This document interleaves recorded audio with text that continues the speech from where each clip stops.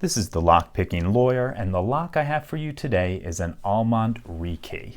I think this is a remarkable lock for two reasons. First, it has a really interesting mechanism which I'll take you through, particularly in how you rekey this lock. And the other is the fact that it is just a tiny 1.5-inch brass padlock, but it takes a full-size key, something that you would use in the deadbolt in your house. There's very, very few locks this small that will take a key that size.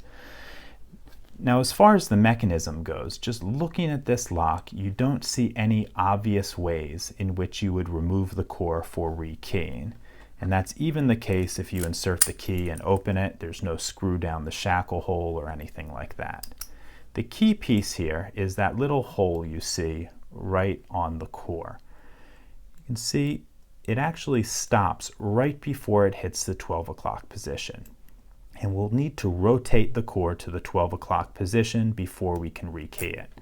There's two ways to do that. The first is picking, and the other is by use of a special core key. A core key looks exactly like a normal key, except it has a little bit of the bottom filed away right at the tip. So if we use one of these, I can move it to the 12 o'clock position, and in fact right now if I were to pull, I would make a mess, but this core would come right out. The other way to take it apart is to pick it. So that's what we'll do right now. It's not a particularly difficult pick, all standard pins, relatively open Schlage SC keyway. But let's see what we can do with this. Click out a 1, click out a 2, click out a 3, 4, and 5. Okay, we got it open. And to make sure we don't make a mess of this when we gut it, we need a special tool. And I made one out of a bent piece of wire. And what I'm going to do is just stick it down here and press down on it and turn the core, and I'll hear a nice little click when I get to the proper position. And when that click happened, the wire dropped in just a little bit further. Now let me just push that right on the top. And what this wire does is hold all of the driver pins up. So when I pull this core out, nothing falls out. So let's do that now.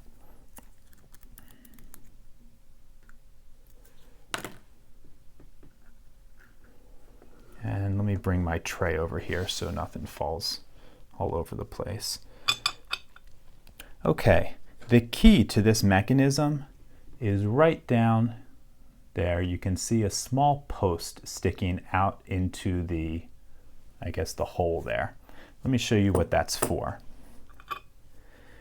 That post rides right along in this groove right here during normal operation. When you remove the core, it rotates into this portion right here and allows you to pull the core out. However, when you have a normal key in the lock like this, you can see that the key's in the way and it doesn't allow that post to travel into this channel. However, when you have a core key, or if you have the lock picked, there's nothing in the way and it can be taken apart. Now, the harder part of dealing with this lock is the driver pins. As you can see, they're all being held down by that little piece of wire that I made. However, replacing them, I'd have to imagine takes some sort of special tool.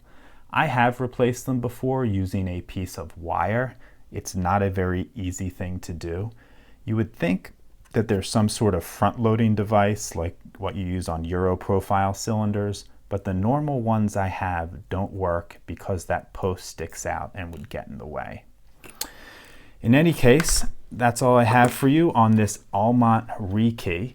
If you have any questions or comments about this lock, please put them below. If you like this video and would like to see more like it, please subscribe. And as always, have a nice day. Thank you.